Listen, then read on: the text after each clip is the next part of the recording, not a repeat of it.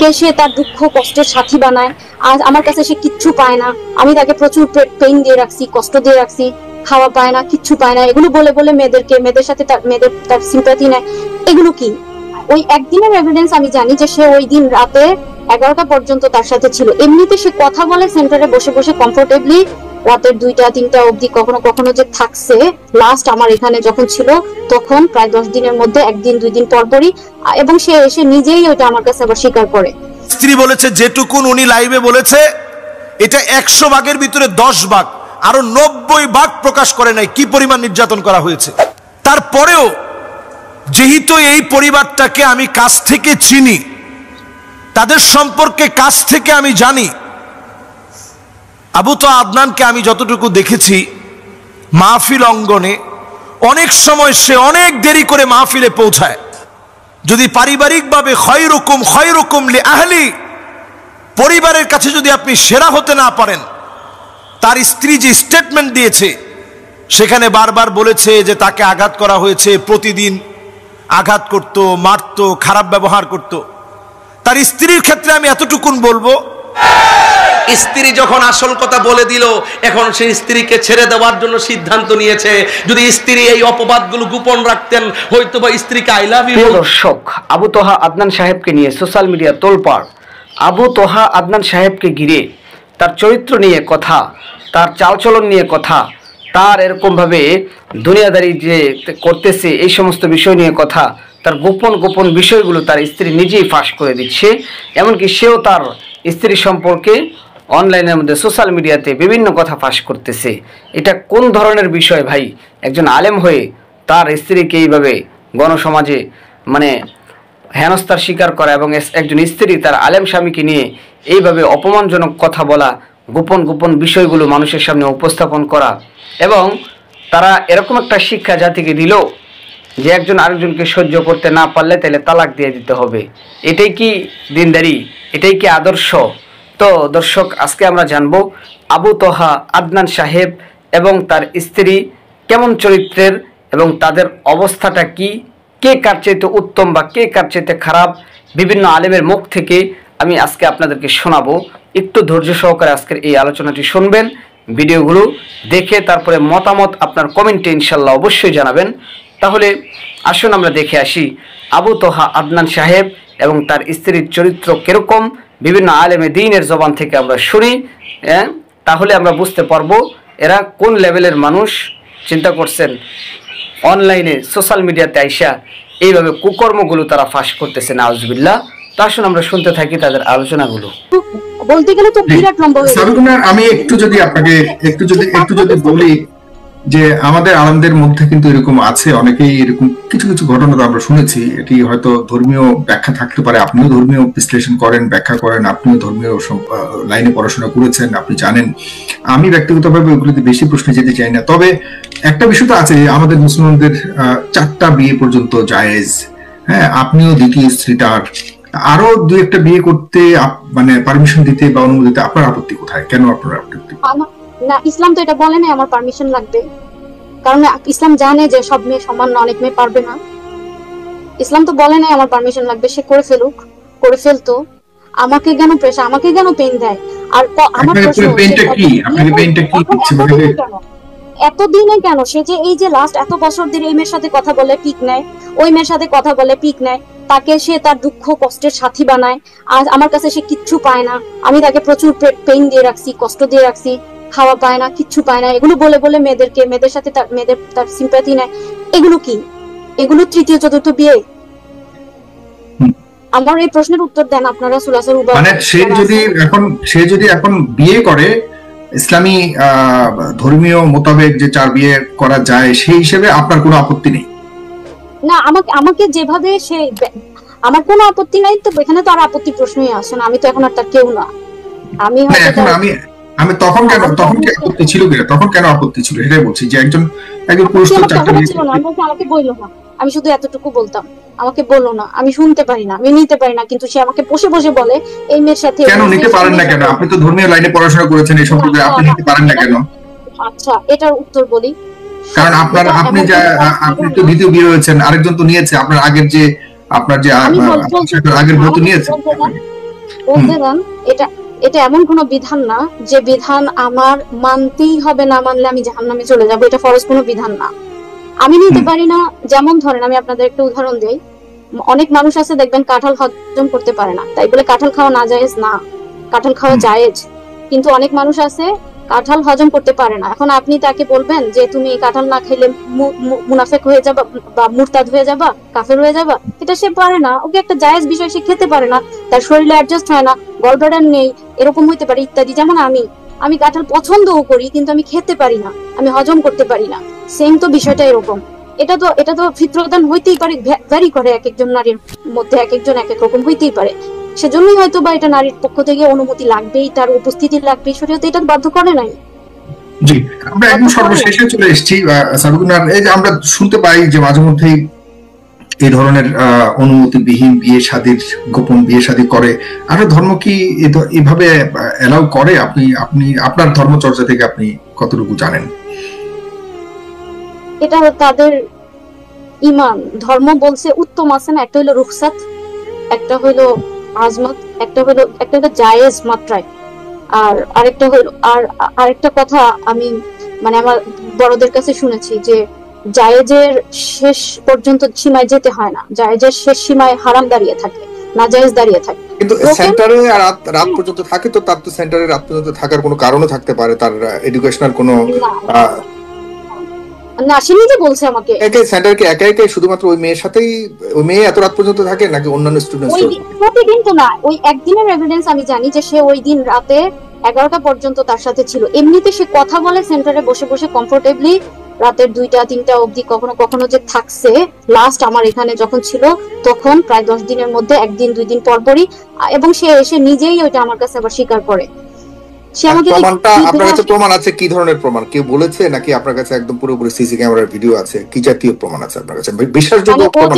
ওই মেয়েটা যে রাতে কয়টা বাজে বের হয়েছে ওইটা সিসিটিভি ফুটেজের মধ্যে টাইমটা উঠে আছে না, টাইমটা তো দেখা যাচ্ছে। মেয়েটা কয়টা বাজে থাকার কথা, কয়টা পর্যন্ত? সে তো এখানে স্টুডেন্ট, এখানে আসে তো সে না, সে স্টুডেন্ট না, ওই দিনের জন্য তাকে স্টুডেন্ট সাজানো হয়েছে।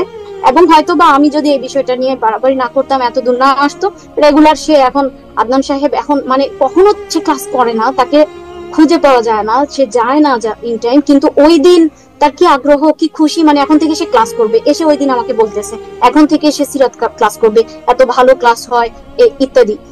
তো রিজন তো আমার সামনে আস্তে আস্তে তারপর সব পরিষ্কারই, যে হয়তো এই বিষয়টা তারপরে সে এভাবে ক্লাস করতো। এবং ওই মেয়েটা তাকে অফার করছে, তাকে 2-3 বছর সে আদনান সাহেবের সাথে কানেক্টেড থাকবে, এভাবে প্রেম করবে, আরো একদম সহজ ভাষায়, মানে এভাবে সে তার সাথে ফিলিংস আদান প্রদান করবে, কিন্তু সে একটু টাইম চায়। আদনান সাহেব নিজে বলছে, সে নাকি তাকে ফোন দিয়ে বলছে যে আমাকে মানে তারা ড্রাইভে যাবে, বাইক ড্রাইভ যাওয়া হয়, ওই মেয়েটা নাকি তাকে এটা প্রশ্ন করছে, বাইক ড্রাইভ যাওয়া হয়। দেন আদনান সাহেব আবার প্রশ্ন উত্তর দিছে যে আমি তো এখন আর বাইক ড্রাইভ করি না, আমার এখন কার আছে, মানে কারে তারা ড্রাইভে যাবে।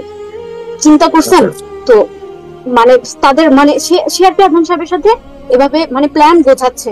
এবং সে নাকি জিজ্ঞেস করছে আমার তো যেহেতু এখন ওয়াইফ আছে, বেবি আছে এতগুলো, আমরা কিভাবে এভাবে সম্পর্কটা সামনে কন্টিনিউ করবো, বা আমরা কিভাবে একসাথে চলবো, এগুলো আমি তার সাথে ওই যে বললাম না যে আচ্ছা ঠিক আছে যান, যখন সে আমাকে ব্ল্যাকমেইল করে এবং ওই যে খুব ফায়ার হয়ে যায়, এবং আমি তো তখন বললাম যে আচ্ছা যাও, যা ইচ্ছা করো, কিন্তু আমি বুঝতেছি যে আমার কলিজাটা ফেটে যাচ্ছে, আমি পারবো না। তোমরা কিভাবে গোছাইছো বলো তো, কিভাবে চলবা, কিভাবে থাকবা?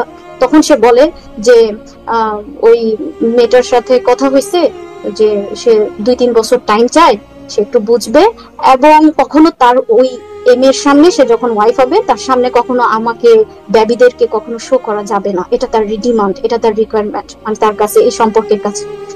এবং মানে তো তুমি এভাবে মানে চিন্তা করছেন, তাহলে তারপরেও তারা কিভাবে বলে যে এটা সে মেয়ে না? কসম করে কিভাবে বললাম না যে এক কথা যে সে উন্মাদ হয়ে গেছে, সে নিজে আমাকে কনফার্ম করছে এটাই সে মেয়ে।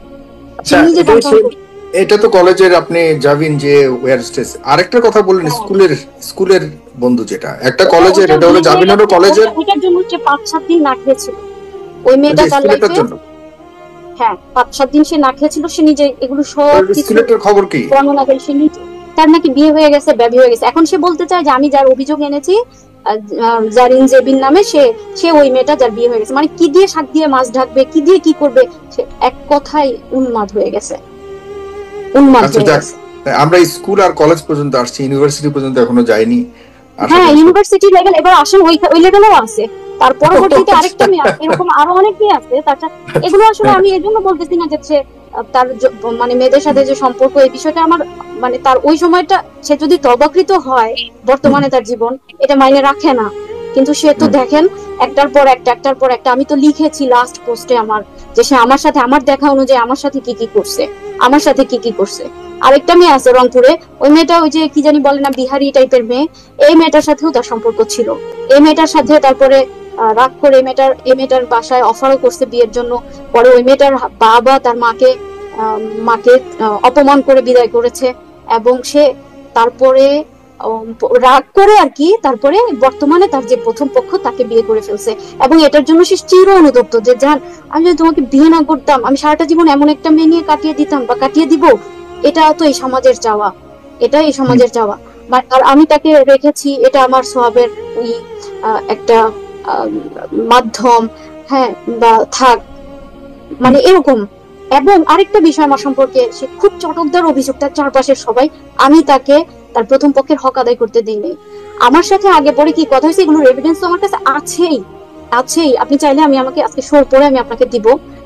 তো এই তো তিনি আমাকে যা কথা দিয়েছেন ওগুলো তো আছে, ওগুলো বাদ।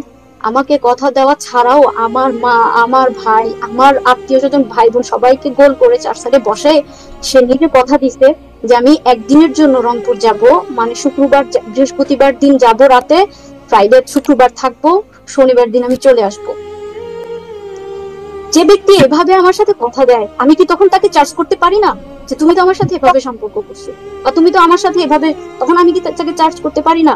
এখানে আমি একা কেন, আমাকে কেন দোষী করা? তিনি বলেছে যেটুকুন উনি লাইভে বলেছে, এটা 100 ভাগের ভিতরে 10 ভাগ, আরো 90 ভাগ প্রকাশ করে নাই কি পরিমাণ নির্যাতন করা হয়েছে। কামাল উদ্দিন জাফরি হাফিজাহুল্লাহ, উনি মাহফিলে ছিল, গভীর রাত করে মাহফিলে গিয়েছে।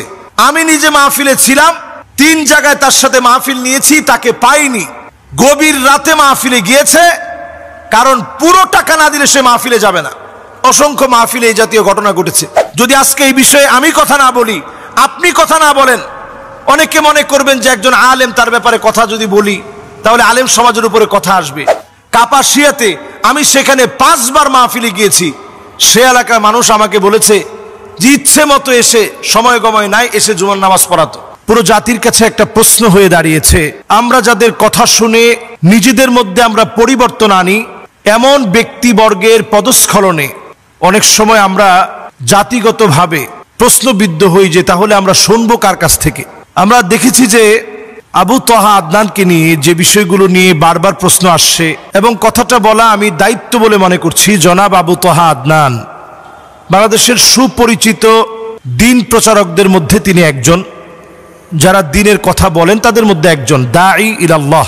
যদিও তিনি মাদ্রাসায় পড়েছেন, মাদ্রাসায় পড়ুয়া কোনো আলেম নন।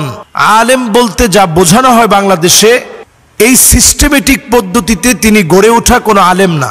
জেনারেল থেকে আসা, হঠাৎ করে ঘুম হয়ে যাওয়া, এবং চমকপ্রদ আখিরুজ জামান, শেষ জামানার গল্প, যা নবীজি সাল্লাল্লাহু আলাইহি সাল্লাম বলেছেন, যে কথাগুলো আমরাও আমাদের অসংখ্য আলোচনায় আখিরুজ জামান নিয়ে কথা বলি, এই কথাগুলোকে তিনি অত্যন্ত সুন্দর উপস্থাপনায় জাতির সামনে পেশ করেছে। জাতি ওনার কথাগুলো গ্রহণ করে নিয়ে অনেক যুবকের পরিবর্তন হয়েছে। পারিবারিক কেমন একটা স্ট্র্যাটেজি এখন দেখা দিয়েছে। ওনার স্ত্রী ওনার স্টেটমেন্টে যে বিষয়গুলো তুলে ধরেছে ফেসবুক যোগাযোগ মাধ্যমে, আমি আজকে এই বিষয়টা নিয়ে প্রশ্নের মুখে এজন্য কথা বলতে চাই, কারণ ওনার স্ত্রী মাওলানা কোরবান আলী রহমতুল্লাহ আলাইহির একজন মেয়ে। মাওলানা কোরবান আলী বাংলাদেশের অত্যন্ত প্রথিতযশা একজন আলেম ছিলেন, যার 36টা প্রতিষ্ঠান রয়েছে। এবং আমি কাপাসিয়াতে ওনাদের বাড়ির মাহফিলে 5 বার আমি গিয়েছি। আমি দেখেছি তার প্রত্যেকটা ভাই, জনাব আবু তহা আদনান সাহেবের স্ত্রীর প্রত্যেকটা ভাই অনেক ভালো ভালো আলেম, মাদ্রাসার খিদমতে আছেন, মসজিদের খতিব হিসাবে আছেন, সবাই ইলমের সাথে লেগে আছে। এমন একটা পরিবার থেকে বিলং করা একটা মেয়ে, যার আগে একটা ডিভোর্স ছিল, সংসার বিচ্ছেদ হওয়ার পরে তার সঙ্গে বিবাহ হয়, এরকম একটা মেয়েকে যদি আপনি আশ্রয় দেন, নবীজির হাদিস অনুযায়ী আস-সাঈ আলাল আরমালাতি ওয়াল মিসকিন কাল মুজাহিদি ফি সাবিলিল্লাহ, এটি আল্লাহর রাস্তায় জিহাদ করার সমান সওয়াব। যে আপনি এমন একজন অসহায়কে জায়গা দিবেন যে বিধবা, যার আগে বিবাহ ছিল, তো এটা জেনে বুঝে আপনি একটা আলেম ফ্যামিলিতে বিয়ে করলেন। বিয়ে পরবর্তী সময়ে এক পক্ষের কথা শুনে, এক পাক্ষিক কথা শুনে বিচার বিশ্লেষণ অনেক সময় করা যায় না, সঠিক সিদ্ধান্ত দেওয়া যায় না। তারপরেও যেহেতু এই পরিবারটাকে আমি কাছ থেকে চিনি, তাদের সম্পর্কে কাছ থেকে আমি জানি, আবু তোহা আদনানকে আমি যতটুকু দেখেছি মাহফিল অঙ্গনে অনেক সময় সে অনেক দেরি করে মাহফিলে পৌঁছায়, এবং আমি নিজে এটা সাক্ষী যে রাত 11টার সময় সে মাহফিলে গিয়েছে, 11টা 29 মাহফিলে গিয়েছে, যেখানে আমি নিজে বক্তা ছিলাম। এতে করে মাহফিল কর্তৃপক্ষের সাথে তার মন কালাকালি, উচ্চবাচ্য হওয়া, এগুলো সব হয়েছে। আমরা এই অঙ্গনে আজকে 11টা বছর ধরে কথা বলি, কিন্তু আলহামদুলিল্লাহ কথা বলতে গিয়ে আমরা দেখেছি আমরা তাদের কাছ থেকে কথা নিব। ফানজুরু আম্মান তাখুযুনা দীনাকুম, আমি যুবকদেরকে লক্ষ্য করে বলি তাদের কাছ থেকে কথা নিবেন যাদের চুলের গোড়া থেকে শুরু করে পায়ের তালু পর্যন্ত পরিবর্তন আছে, তাদের কাছ থেকে কথা নিবেন। আমরা অনেক সময় যেটা করি, বাহ্যিক মানুষের পরিবর্তন দেখে অনেক সময় তার কথাগুলোকে আমরা অমূল্য মনে করি। হতে পারে তার কথায় মানুষ হেদায়েত হবে, কিন্তু পারিবারিকভাবে একটা মানুষ যদি আখলাকি না হয়, যদি পারিবারিকভাবে খয়রুকুম লি আহলি, পরিবারের কাছে যদি আপনি সেরা হতে না পারেন, তার স্ত্রী যে স্টেটমেন্ট দিয়েছে সেখানে বারবার বলেছে যে তাকে আঘাত করা হয়েছে, প্রতিদিন আঘাত করত, মারত, খারাপ ব্যবহার করত। তার স্ত্রীর ক্ষেত্রে আমি এতটুকুন বলবো যে তিনি এসে যেভাবে লাইভে কথা বলেছেন, প্রথমে যেভাবে লাইভে এসে বলেছেন, হয় তাকে আমার কাছে ফিরিয়ে দেন, না হলে আমাকে তার কাছে নিয়ে যান। এই বিষয়টি বাংলাদেশের জন্য একটা আশ্চর্যজনক বিষয় ছিল। এমন কথা স্বাভাবিকভাবে কোনো আলেমের স্ত্রী এতটা সাহস নিয়ে বলতে পারে নাই।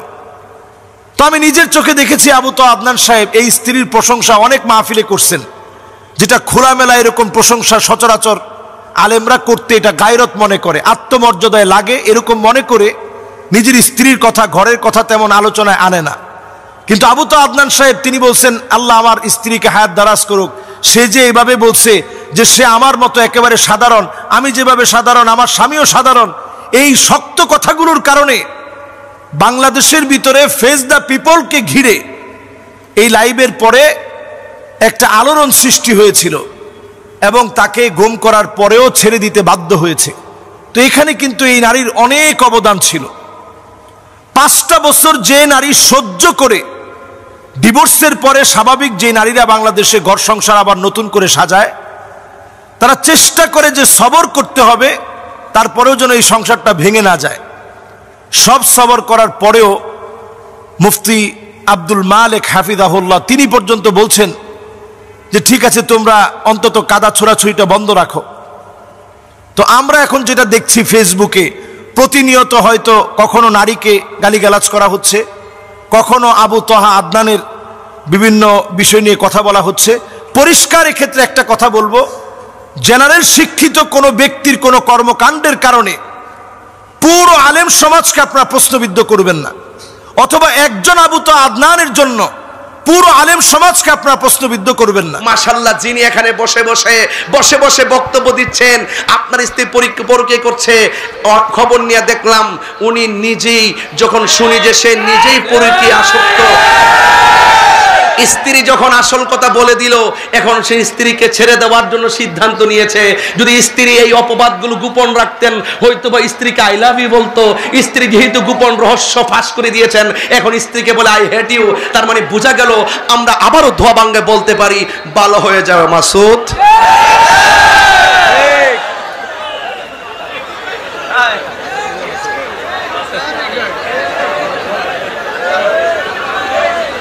কথা বলেন, কথা বলেন।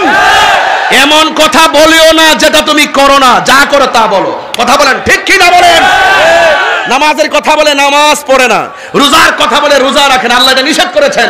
তুমি আগে কাউকে অ্যাডভাইস করার আগে নিজে তুমি এটা পালন করো। কথা বলেন ঠিক না বেঠে? আমি রাগ করে বলছি না, আমি কষ্ট থেকে বলছি। একটা দাম্পত্য জীবন ভেঙে যাচ্ছে, আমি মায়ায় পড়ে গেছি।